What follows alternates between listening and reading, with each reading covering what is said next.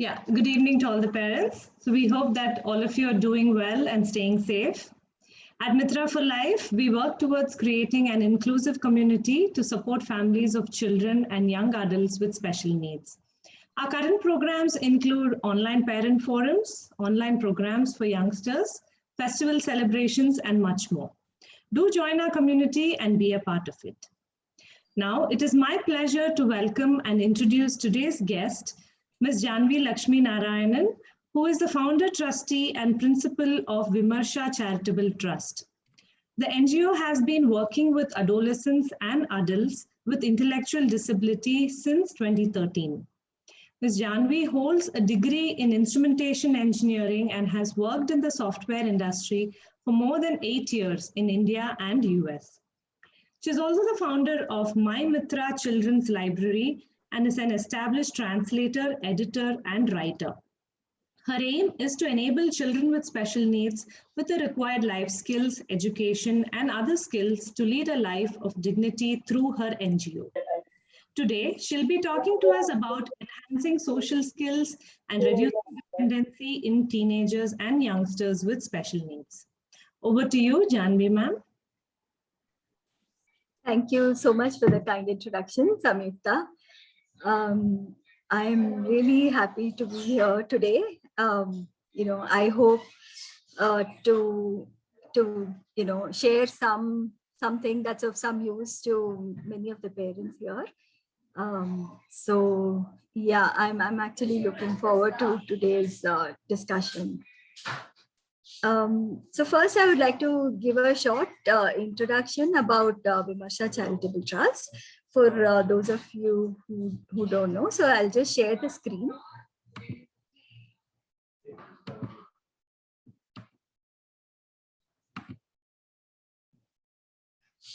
Okay, so a little bit about Vimarsha. I won't take too much time.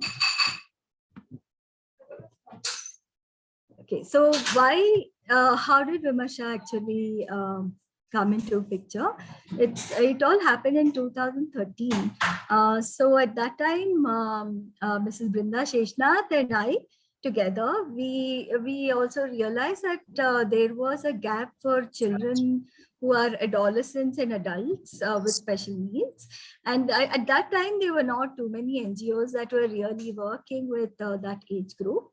And also, children with mild disabilities. So there was a lot of gap wherein we could see that children were going to the mainstream, or they were struggling either there, and they wouldn't fit into many of the existing NGOs. So that is the time when we started.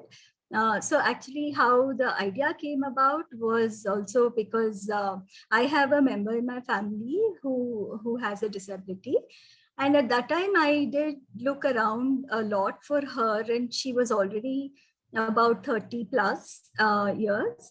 So then I realized that she wouldn't fit into any of the NGOs. At the same time, she was also very capable. So there was this, whole thing as to what to do next. So I had done a lot of work in terms of, going and trying to find a place where she would fit in. And finally, I had this in mind that, there must be many others. I mean, she did do her NIOS 10th and then 12th, and she's doing well today. She's actually very, very independent, and she's doing very well. So, but in all of this, my learning was that there must be many more children like her who are in need. And although she is, not with Vimarsha at the moment, she works elsewhere, but she has been my inspiration. And then it so happened that in 2013, I also met Brinda Sheshnath, and together, and she is a special educator. So for me, it was a whole new thing, but we decided that this is what we wanted to do. So that is how Vimarsha was started. And today we offer academic programs like, we have functional academics where we teach English, math, EVS, and computer skills. And so English and math is mainly, what is required for life. And math also includes money concept and, time skills and all. And then we have academic programs with NIOS, we have secondary and senior secondary. And also the state board, we have SSLC as well as PUC. So we do have students who are doing their PUC as well.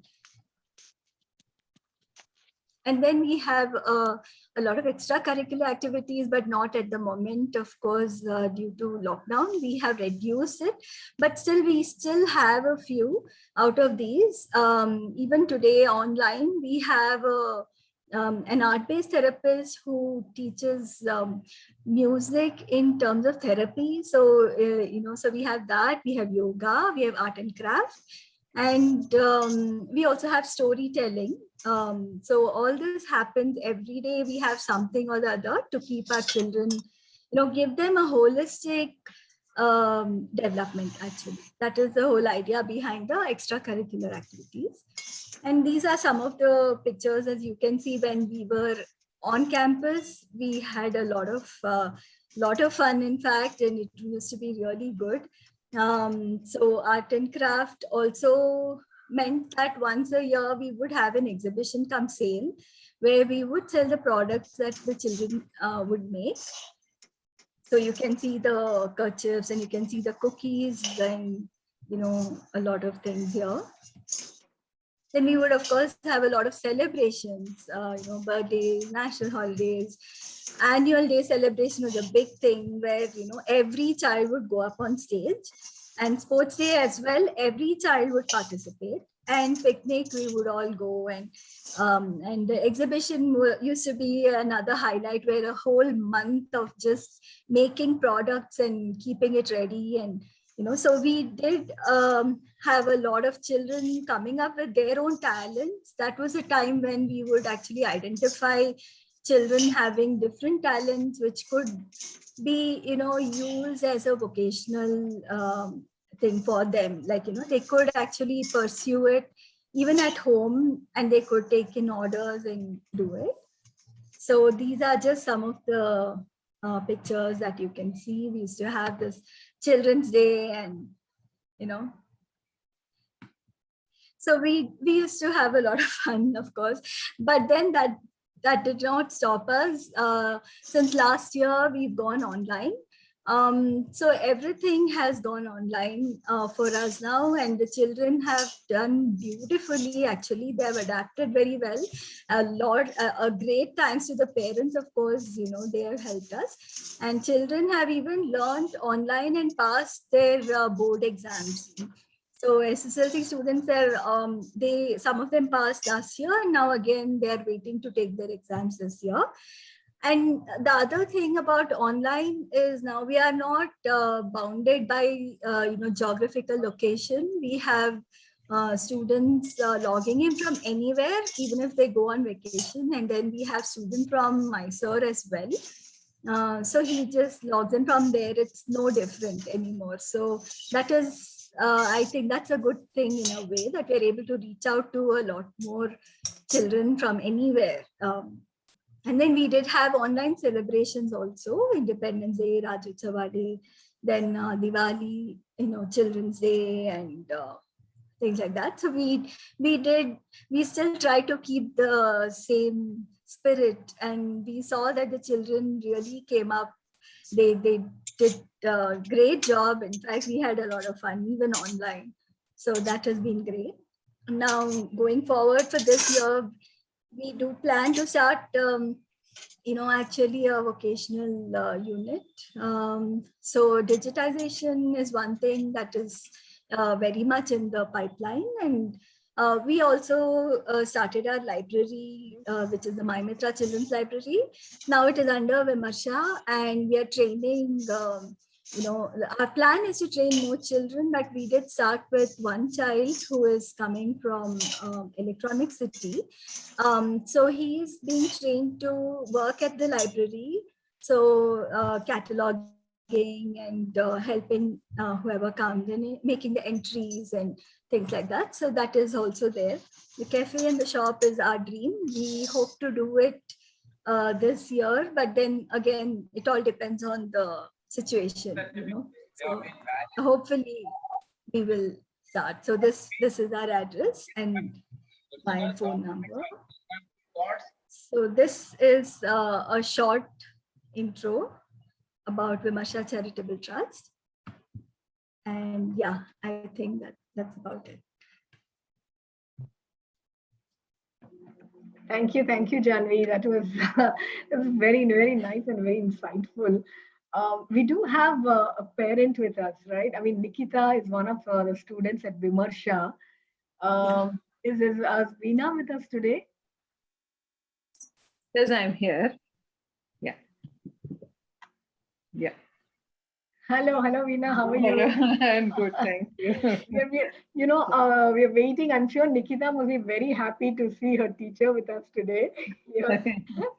Right? Like she's not here now. Maybe she's doing something of her own things. Yeah. So, how has the journey been? How's the experience been? Can you just since Yeah. Janvi is also here with us today, so could you just tell us about how Nikita feels and her experience with Vimarsha? First of all, I have to tell that it's been very beneficial for Nikita to be there learning things, and we are so lucky to be part of Vimarsha because so much of support and very understanding teachers who are really, I can't say they're well trained or something, very much senior in being whatever. Very senior in experience, I think, like that. So very creditable appreciation I have for them. So I'm so happy that this kind of place is there where teachers are so understanding and they speak so naturally and with respect to children, not that being judgmental and something like that. You can just go, not like that. They give a good hearing to the child and they say, yeah, it's okay, and such things, where the student really feels like sharing the experiences, things like that. And, lot of benefits with the activities planned with the children from Vimarsha. She's learned embroidery very well over there with patience and with interest. She does neatly the work. I was very surprised that she has learned so many kinds of stitches and, so many things even I don't know. I'm asking her nowadays, can you teach me this stitch? I want to learn. That way. So that way she's passing time very well. She's getting orders from her cousins and some of my friends also. And, and even this paper folding, artwork, making envelopes, all that she has learned there. And, something very useful they have taught. So that way it's been very beneficial for us. And because of their cooking and baking activity, she has shown interest even at home, that she has to try out many things and please the family. And she, first of all, she is interested in making all fancy stuff that way, and it is more motivating for her because of the school's activity. That way it's very good. Most interestingly is the teachers are very understanding and very patient. You can't just find somebody like that anywhere else. They're so good, and the topics they speak with children and all so natural, and it helps their life skills to get enhanced. So that much I must say that we are lucky to be in their hands, and we would like to be in touch with them for many number of years. I don't know, in future also. So that very understanding and sharing experiences. Yeah. And also they're so good in listening to parents' views also. In case I want to tell, can't you do like this or something, they'll say, yes, we can think of that. And, that is so encouraging, and it becomes more practical if they are understanding to that extent, and very meaningful also. So that way, thank you very much, Mrs. Janavi. Thank you so much, Veena. Yeah, and also this organizing annual day celebrations, their body language itself changes after their participation. They feel they are also one among everybody, that they're not going to be looked down upon. That many times I think we should organize once a month or something like that, only within school premises with the students or something like that. They will master how to talk in public and how to sing or whatever. That way I wanted to just suggest some of the activity, and I hope they will understand even that, the need of all that. Even some parties also, once a month get together party with students, and also with the outsiders who are very normal and who are willing to help. That type of socialization will really enhance their social behavior. That I was thinking that I have to request to arrange such things from you people. Excellent. Thank you so much, Veena, for talking about your and even your feedback and experience. And I'm sure Nikita loves it, because you've seen how she's so involved in everything that she does. So my next question is actually taking from where you just spoke about how they're so involved in a group, and it helps improve their confidence and how they interact with others. So, Jami, my question is, see, we are taught that social skills is about comes when you meet people, when you interact with people in an outside space or in a group, in an office, and all that. But right now we are all at home, right? So how? So what do we actually mean by social skills in the current environment and the situation that we are in today? See, I think first of all, everything begins at home, and everything is, it all begins with the family, with the parents and siblings and whoever is at home. So I think the primary goal right now, I think since anyway, we are all under lockdown and we are just staying at home, social skills should be, more enhanced at home itself, because that is what will extend outside. So, children who, let's say how they talk to their own parents, how they talk to their siblings, even how they talk to or interact with the house help or the driver. We have so many people, right? And in India, especially, I feel that, we interact with different kinds of people on a day-to-day basis. And it's very, very important that we, as well as our children, we actually model the right behavior, right? So what happens is at home, I think the social skills currently should be focused more on home and people that we interact on a day-to-day basis. So that could be like the people at home and the house help. So there are a lot of children who tend to just take it easy and okay, I'm at home. Right now, as Mrs. Veena said, like Nikita is very happy at home. She's doing a great job at home. But I'm sure that's not the case with all the children, So many of them, especially now, they would just not want to do anything. They'll probably just stick to their mobiles or do something like that. So that really doesn't mean they are working on their social skills at all, right? So even the generally how we talk to one another at home itself is very, very important. And I think that should be the focus anyway. Now that we're all stuck at home, let's make use of it. I mean, that's the way I think. It's not like, okay, they go somewhere and it's someone else's responsibility. Our children are always our own responsibility. And I think it starts at home, and also how we interact with the house help, because in these days we realize that we are not even able to talk to the neighbor, but the maid comes in every day. So we have to show respect. We have to show that we have to teach our children also to be respectful. All those things are very key, especially in India. At a time of need, many times they are the ones who come to our rescue.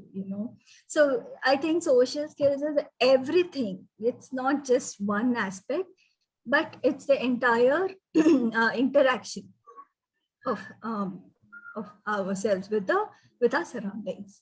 Okay. And earlier when the school was outside in a physical space, so there was some time where the parents would get to drop off the kids, and but the scenario is so different today. How can parents actually support the child in improving social skills? What can a parent do? See, I think children at any age, they like to learn by watching. They do not learn by telling.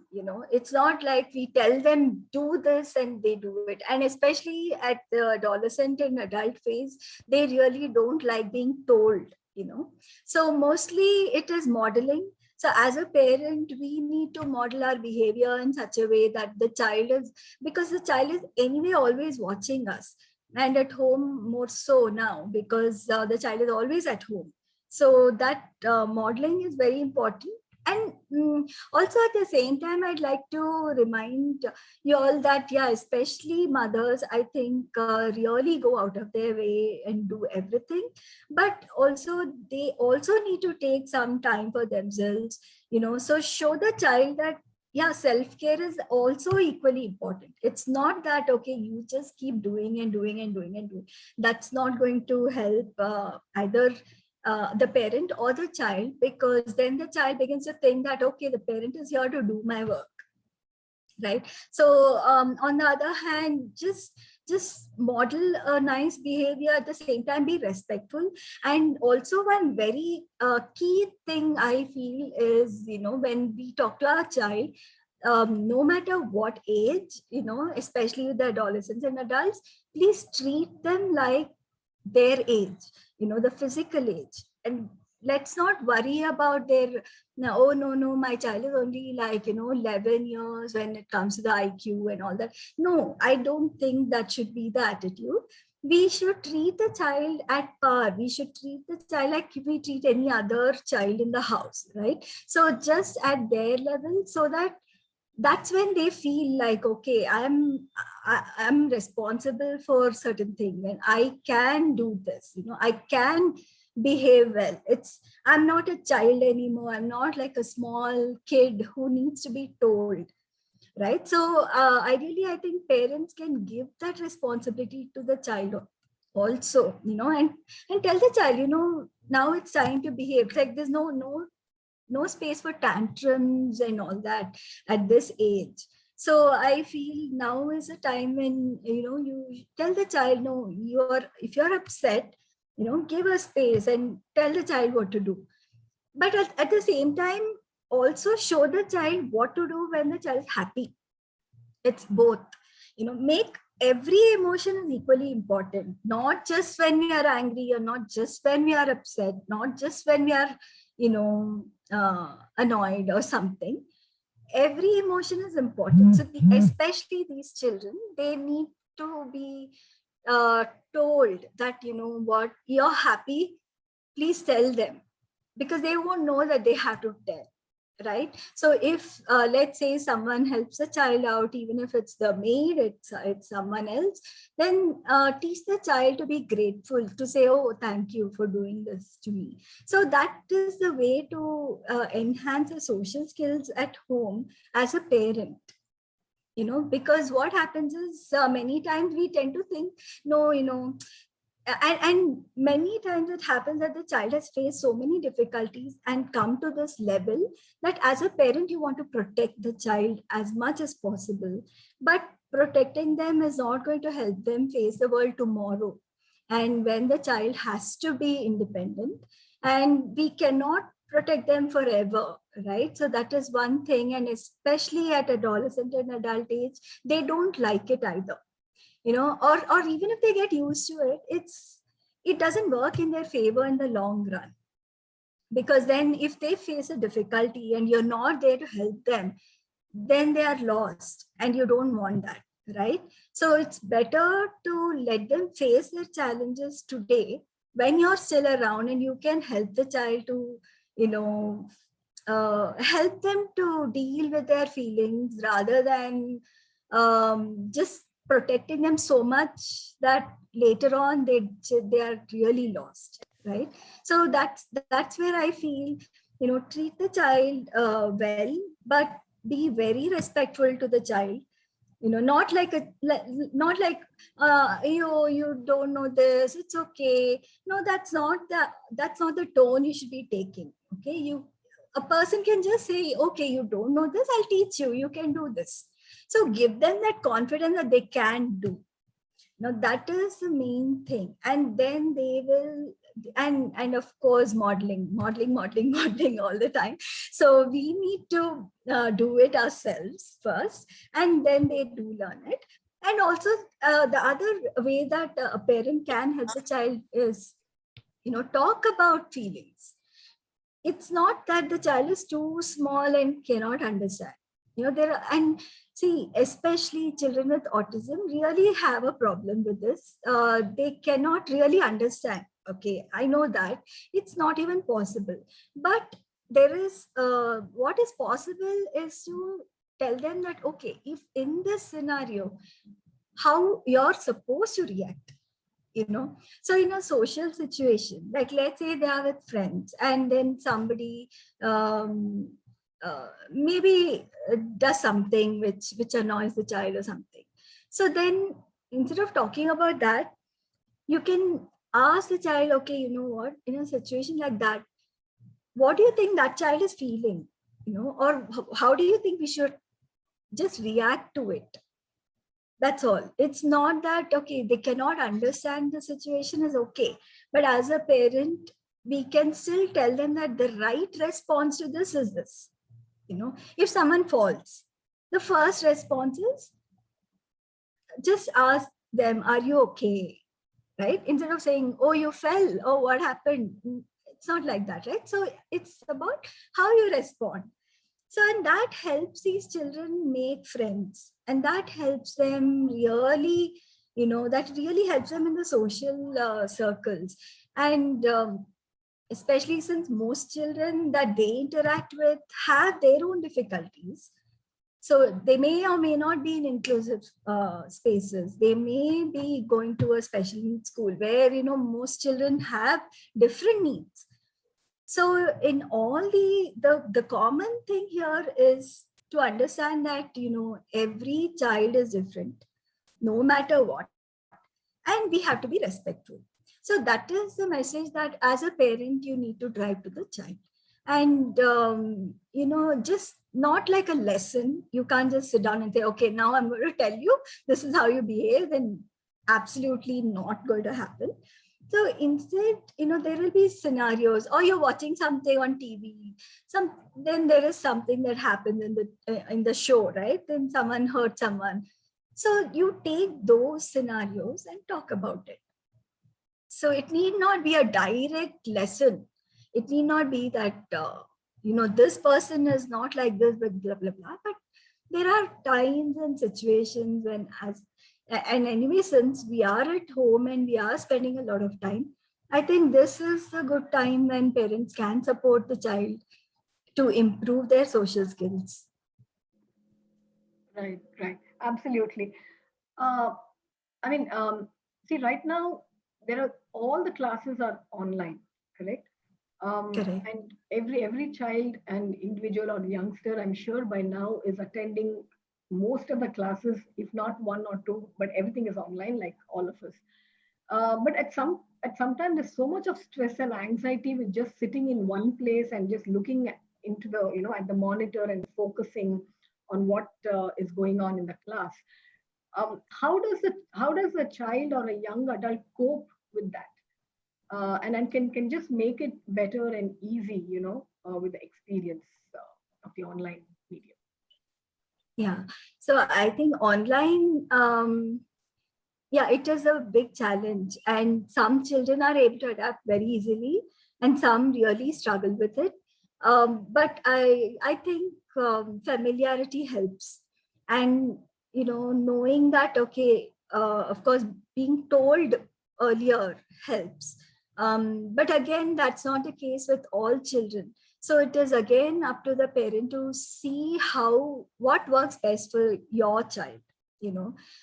Because like I said in my own personal experience with my relative, so what happened with her is she would get very anxious if she was told ahead of time. So with her, in her case, it didn't make sense for me to tell her like 3 days in advance, and she would not sleep and stress over it and worry about it and things like that. In her case, what helped was more like telling her maybe a few hours earlier or a day early, and tell her, listen, this opportunity is there, and if you're interested, you can attend. So giving them the choice really helps, really helps. And most of them will take it if it's presented in a positive manner. They will take it and they'll be happy. And you can say, you know what, there's no pressure, just try it. If you don't like, it's fine, right? So many, and the minute you give them that option, they are more than happy to actually sit down and give it a try.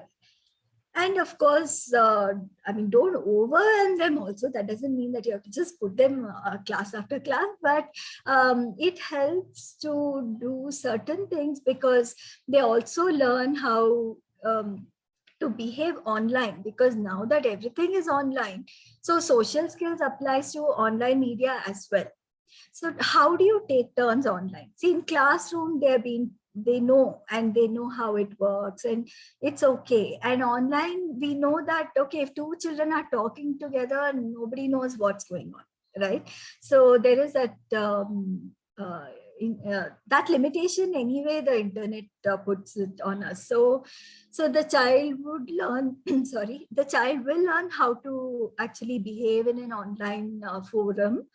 So there are these things as well. And and parents too, right? So if as a parent we give them some space, see, unless the child really needs you beside him or her the whole time, there is no need for the parent to be present, right? So let the child be. And if they make a mistake, there's absolutely no problem. We all make mistakes. It's not the child alone.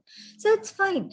And they will also learn. And and even then, the teachers say something, they will learn to take that and do better next time. Sometimes that works too, right? Sure. So but then they won't like it if the parent is right next to them and the teacher says something. That's a not done thing, right? And they're like, oh my God, my teacher said this, my mom heard it. And also as a parent, you can't just sit quietly. Then you end up telling the child, oh, you know what, why did you not do this? See, the teacher told you, right? So all that builds up a frustration in the child. So instead, give them space, enroll them and give them the space, give them the option also. And there's no need to say, no, this is it. See, although we have every day, we have something after school, and we tell the children it's mandatory.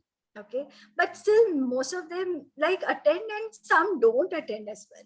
Right. So, but we don't chase after them and say, why didn't you attend? But we do tell them it's mandatory, because it helps them to kind of think that, okay, and at least it gives them they'll give it a chance.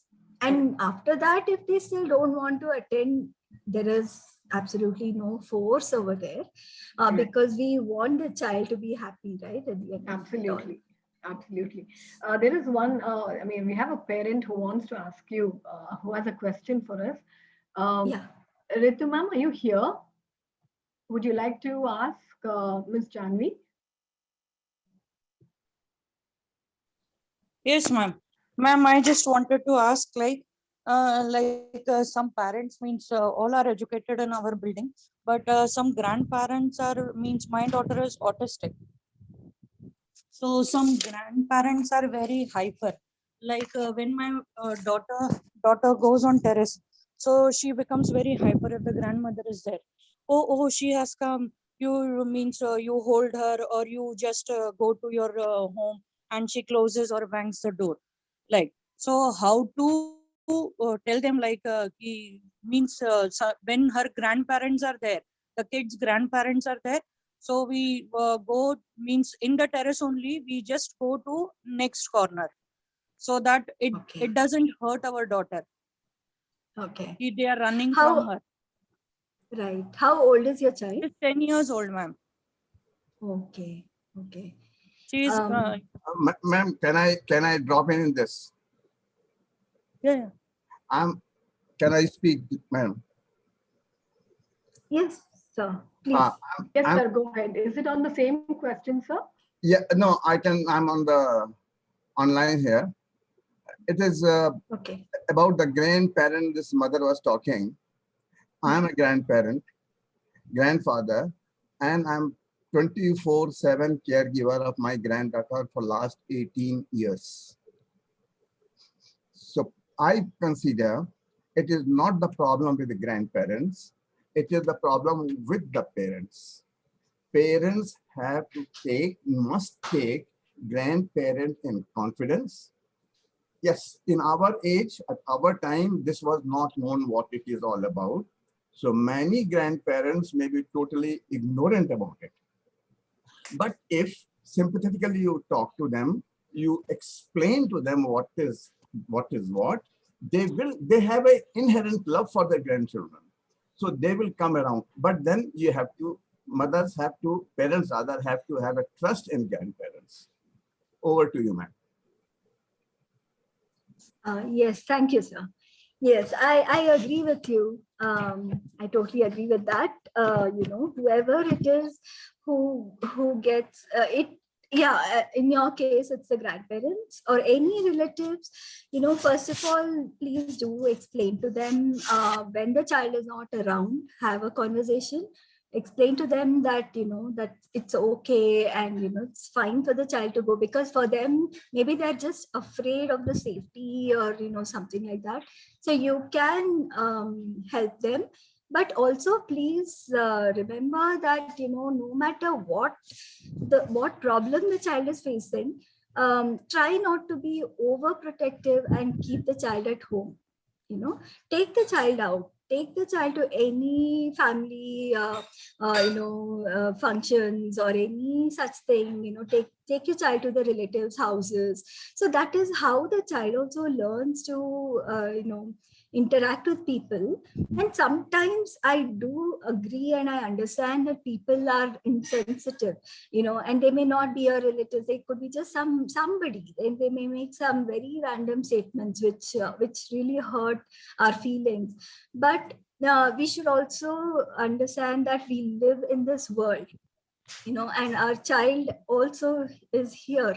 So if it's some stranger and you really can't go and explain your child's problems to them, then learn how to deal with it yourself and tell the child how to deal with it in the way that you think is most appropriate. Because like I said, you can't just keep the child at home. At least I wish you will not keep the child at home. I would like to see the child grow and become successful in anything, any field that the child likes. So then they will come across people where they will say, oh, why are you doing this? Oh, why?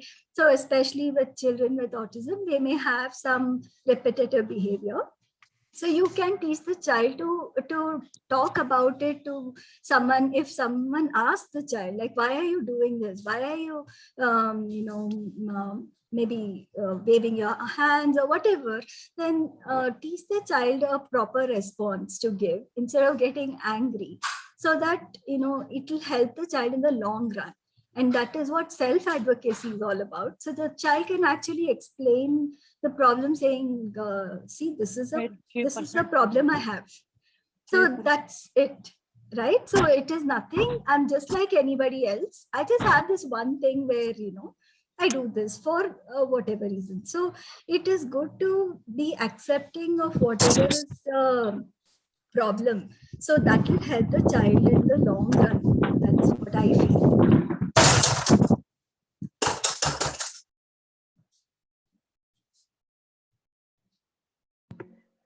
Thank you, Janvi. That was really nice, and I hope uh, you know you answered what Ms. Ritu was asking. About the situation at home. Moving on, Janvi. One is social skills, but on the other side, it's also about reducing dependency. Um, how can life skills? We talk a lot about life skills and working on a child's life skills to reduce dependency. What can actually be done to improve life skills so that it reduces the dependency in the long run?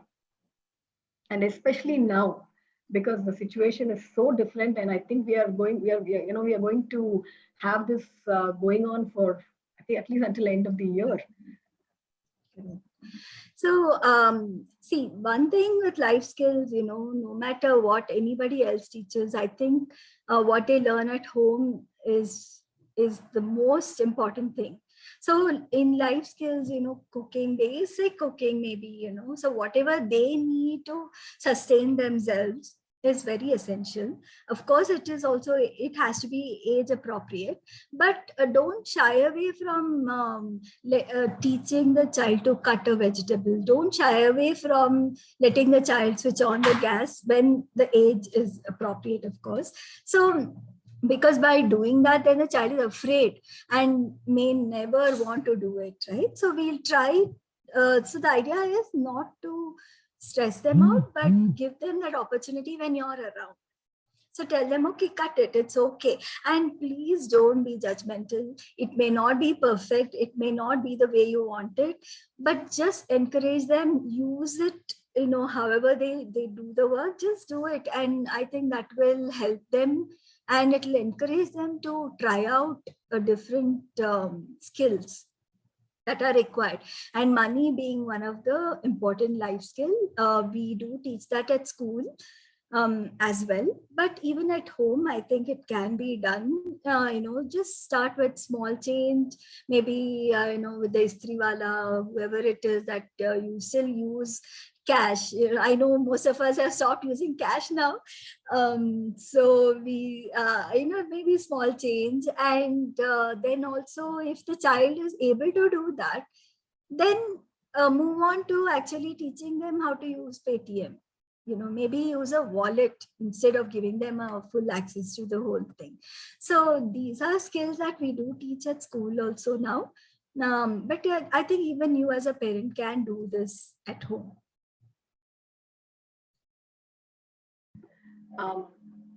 Moving on, we have a question from one of the parents, Chandrasekhar. He's asking how to react when my 11-year-old son faces the problem of his friends in the school playing pranks on him and cheating him, and he doesn't understand anything about it. Sir, so first question is, does he sound upset, or is it your reaction to this whole problem? That is the first question. So we'll if see he's upset, I think we have okay, that's good. Mr. Chandrasekhar, are you here? Can you just answer a few questions so it could help Ms. Janvi understand the situation better?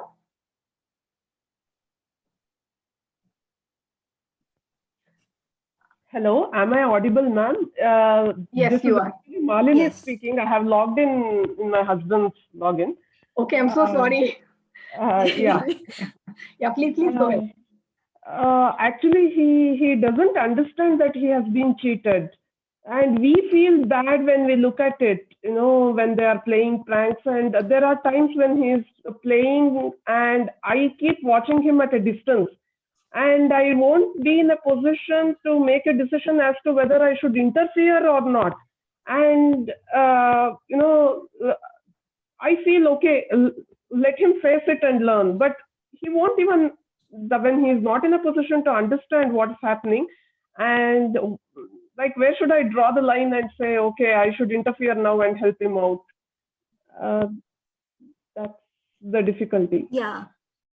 Ma'am, first thing is, so do you see this in your apartment, or is it in the school, or in what is the situation? Yeah, it's in the school that I have come across these kind of situation. Maybe it is happening in the classroom, I don't know. But when I used to take him for the basketball classes, or when I was with him at a distance, I have seen probably it's happening in the classroom also. And the teacher maybe will not reveal all this because, if they ignore, like, if they tell me, then they have to take some steps. So they don't often inform me at all. So maybe it's happening also in the classroom. So, ma'am, I think the way I see it, see, of course, your child is probably one of those children who don't really speak up a lot, right? So then there will be others who do, and then they tend to bully this child. I can understand that also. So there are only a few options. One is, of course, teach your child to be more expressive. Not in this way or not in only one particular situation, but in general, see if you can help him, maybe, okay, like I'll give you an example. Like if he's good at something, make sure that you talk about that. And you can also go to the school, maybe tell the teacher about it, be proud of your child for whatever it is. That really helps build up their self-esteem and self-confidence also, and it's not about the other child as much as, what you'll have to work with your own child, because these things tend to happen anywhere, not only with these children, but anywhere. Even if you go to any school for that matter, you will see that there are some children who bully the others, right? It's not it's not an exception. It is a very common problem. But at the same time, two things. One is, you will have to also figure out if it's really something to be concerned about, like in terms of your child's safety. Then please bring it up in your PTMs or something. And if you're really unhappy with it, please do change school as well. There is no, it's your child and it's your call. You are always, you can do that also. I'm a believer that there's nothing like, okay, this is it for any child. So that as a parent, that is again something I will tell you, because it's not always a joke or it's not always fun. So if you really think that nothing is working out and you're not happy there, do look out for other schools. I'm sure there are others as well. Now, if he's going to an inclusive school, also you can look at other inclusive schools. If it's a special needs, I'm sure there are many other schools as well. Now, but at the same time, the teacher may know, may not know. And even if they know, there is not too much that they can do in that direct way. So what I suggest is you can highlight your child's achievements or whatever you think, because you should also be proud of your child for what he or she is able to do, right? Then only the child also feels, okay, I am worth it, and I can also, no one can talk to me like this or something like that. So please do work on that, build up your child's self-esteem and self-confidence, and I'm sure these things will go away with time.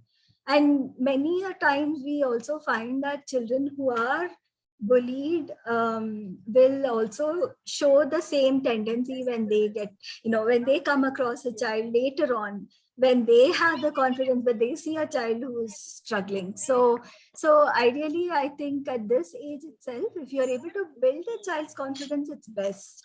So the child doesn't go through too much trauma. But if the child hasn't realized and it's just you, then also you please look into this aspect. And also my other suggestion is, once you really like a school and you think, okay, you trust the people there. Otherwise, it's not right for us as parents to keep shadowing the child forever. Somewhere we have to let go. So that is where we're talking about reducing dependency, right? So at some age, somewhere, we have to have the trust with the school that, okay, they have the best interest for my child.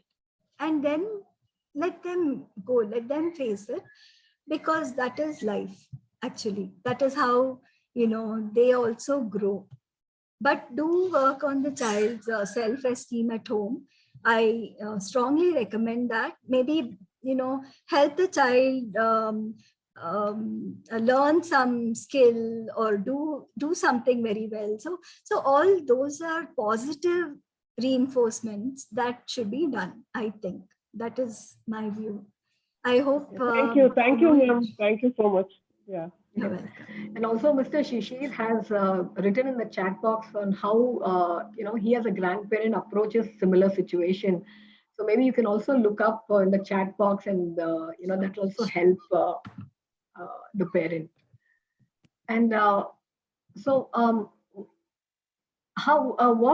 are the things that can be done? For example, would routine help in such a situation? Can parents design and structure a routine, because it's no longer a routine only for the child or the youngster? So today we are all in it together. So we all need to have our own calendars. So how can the whole thing be seamlessly processed and handled? Yeah. See, I think today, especially like you said, we're all at home and everyone has their own routine. So try, if possible, as a family, sit down and come up with a routine. Include the child always. Take the child's input always. So that, the child also feels like, okay, I was part of this decision, so I need to follow. So you can always sit with the child and say, okay, from tomorrow, okay, you have school starting at 9:30 or whatever. You have a class you have to attend at 4 o'clock. So you'll be ready by 3:30. And so before that, what happens? So you actually sit down with the child and make the routine. Please include the child, be respectful, and then only make the routine. And then that will help all of you. And also having a routine, then there is no point in telling every day, oh, you have a class, get up, you have this now, get ready. Instead, try to design a system where the child can self-regulate, because finally that's what you want, right? So if the child is not looking at the time or not wanting to self-regulate, maybe putting an alarm in the phone, like whenever the child has to get ready. So some sort of a thing that is not coming from us as a parent, because the minute it comes from the parent, it is not a good thing. It is not something a child wants to do at all. So try to make it as easy for the child to think, okay, I'm doing it myself, right? So it's the phone is just giving the alarm. It's okay. It's not the mom. It's not. So it's my phone. I have an alarm for this. I am responsible. So these are the key factors, actually, building that kind of a self-reliance and make them responsible for their own work. I think that is how, but then have a routine. And so to help the child to actually keep up with a routine, you can help in these ways. Otherwise, just coming up with a timetable, the child will just put it up in the fridge and forget all about it, right? So to help the child, or sometimes they may not know to see the time if they're younger. So then these kind of alarms may help. Mm-hmm. Or visual clues may help. Okay. All right. Okay. And did you feel that children being engaged in classes today will actually help in improving life skills, and thereby reducing dependency given the current situation? Yes, yes, definitely it does. Because, we, first of all, that also, first of all, the child learns something in class and then they're happy to do it. So at least when they have spare time, let's say weekends or something, they can, if it really interests them, they will spend some time on it and, they will do that. So that also helps reduce the dependency. And also, now that everything is online, it's going to be online for a while. Please teach the child how to log in, know how to operate the phone, the smartphone, because that is a very key aspect for self-reliance nowadays. And because for anything nowadays we just use a phone, right? So it is important, and even in class, so they get to see their peers and then they learn how. So it is both. So the attending these classes help them with their social skills as well as reducing dependency. Because, like, okay, you have a class, you go to class, attend it. Now, instead of us telling, if suppose the alarm rings and the child looks at it, they go attend the class, they're sitting there, they learn something. So that itself means that they are not depending on the mother's cues to do what they have to do, right? So that itself is a big step for these children. And then we have to celebrate that, I think. And as a family, you must be happy, talk to the child, say, hey, I'm so proud of you, you actually did it all by yourself. And like Mrs. Veena said, like asking the child, how do you do the stitch? See, those are the things that really help to build the child's self-confidence. So just you need not have all the answers. I mean, as a parent, you may not have all the answers. You need not also. There are so many times you can ask the child only. So what do you think? Do you think this is okay? Do you think that's okay? Or should we do this? Should we not do that? Or you can say, hey, you did a great job today. You did it all by yourself. Now you know how to log in. You know how to, learn online by yourself without my intervention. So these are very key aspects, and celebrate it with the child, because then only the child realizes that, yeah, I'm doing something on my own. And even of course later on there are other things, but right now even small things like you have your clothes to be given for ironing or something, the child can do that. So encourage the child, get them to do as much as they can. And online classes also help because they learn so many new things in that. Like I said, sometimes we may not know how to raise hand on Zoom. Now we're like, okay, we're not sure, we are searching for these keys and we don't know how to do it. But the child may know because they've been attending classes and they have been taught in class that, okay, answer when it's your turn, raise your hand. So don't speak out of turn. So these are all things that really help the child build social skills as well as reduce dependency. So that is how I look at the online classes, and at least it has worked like that, I think, with our children. And I see that, they are learning a lot, even though it's online. It's not as much input that they get offline, but still they have learned a lot. They are learning and they're so happy to just be a part of a community and see their friends. They know that they're there, and just and so definitely don't expect perfection. That's absolutely fine. None of us are perfect, right? So there's no point in driving a child to be perfect either. And I think it's all about that. Then build the self-confidence. Now take this time, spend time with the child, maybe read stories, discuss about it. That's another very good thing that you can do, is read some small stories with the child and say, hey, why do you think this one did this? Maybe he should have not done this or done that. So that gets the child to think from another person's perspective, right? So how else do we teach them these things. We cannot, at that moment, we can't say, no, that may not be thinking like this. So instead, through stories, it's a very good way of, teaching the child empathy, or if not empathy, at least a suitable reaction to any event. So I think that is really key to talk to the child. Talk to the child and don't talk down to the child. That's all. Just treat the child like you would anyone else of that same age. If the child is 11, treat him or her like a 11-year-old, not like a 5-year-old, right? And let the child groom themselves. At least, this is a great time to do that. Let the child groom themselves. Don't worry if the hair is out of place a little bit here or there. It's fine, because we want them to start doing these things, right? And it's good. It's very good. Let them groom themselves. You can just give them pointers, but let them. That's the thing. Right. There's one question, one last question that we will take from the parent, Samita.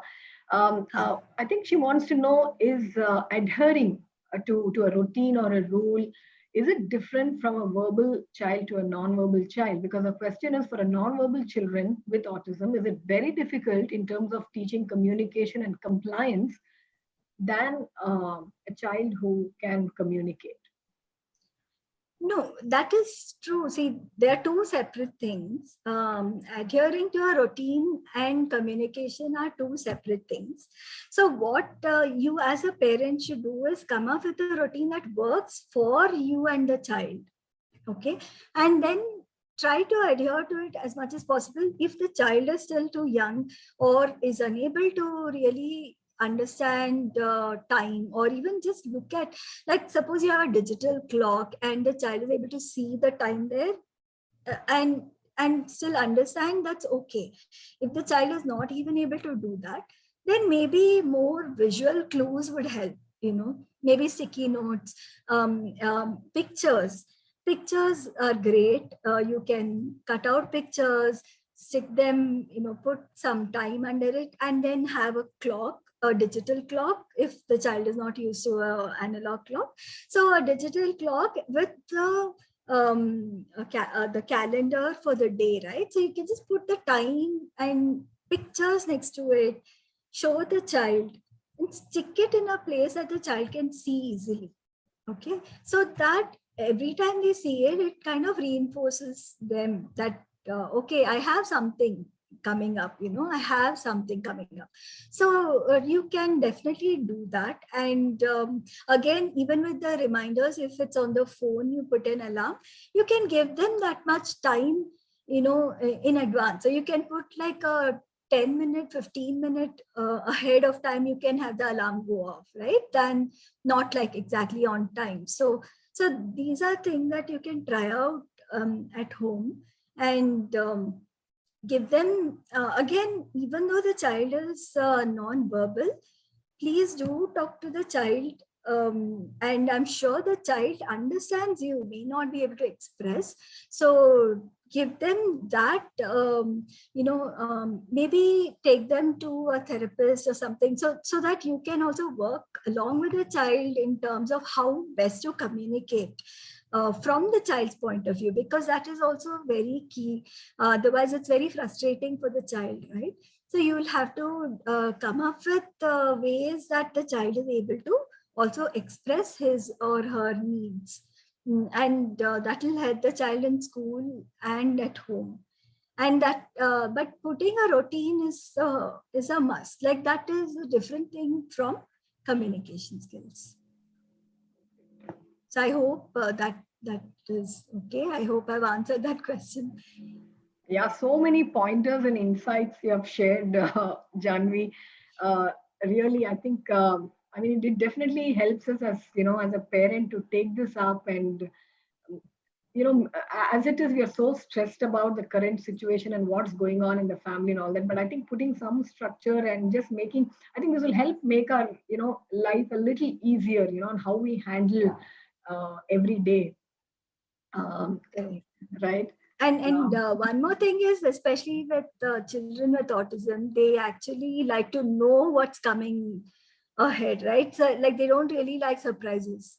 So it's best to really prepare them, show Yes. them these visual clues or however, whatever works for the child, right? So again, the parent is the best Yeah, and the judge. children understand so much, and their emotional maturity, whether we see it or not, and we are able to understand or not, but it's so high that I don't know. I think it's a God's gift. They just understand what's going on. If you communicate and get that. Thank you Very so true. much, Janvi. Thank you. This was really nice. Over to you, Samyukta. Before we sign off for the day, Thank you, Sujani. thank you, Janvi. Thank you, Janvi ma'am and Sujani, for the wonderful interaction. I think it was, you addressed a lot of issues regarding the social skills and the life skills for our youngsters. It really was a wonderful interaction. Thank you so much. Thank you, Samita. Thank you for giving me this opportunity. I like to thank Dr. Madhuri, of course. I hope it helps some of the parents here. Thanks. Absolutely. Thank you so much, Janvi. Thank you for being with us. And thank you, parents, for joining us today. And we will see you all next week.